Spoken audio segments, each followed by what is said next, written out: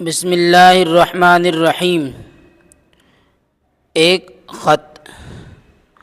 عزیز من، تم کو یاد ہوگا کہ جس روز تم سفر کی تیاری میں مصروف تھے میری طبیعت کسی قدر ناساز تھی، اسی وجہ سے تم کو رخصت کرنے کے لیے ریلوے اسٹیشن تک میں نہ جا سکا تھا۔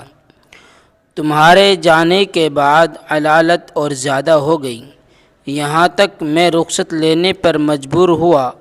10 دن سے کوئی کام نہ کر سکا، برابر علاج ہو رہا ہے۔ ڈاکٹر مسیح الدین دونوں وقت تشریف لاتے ہیں اور ایک اوزار سینے پر رکھ کر پھیپھڑے کی کیفیت کو ملاحظہ کرتے ہیں۔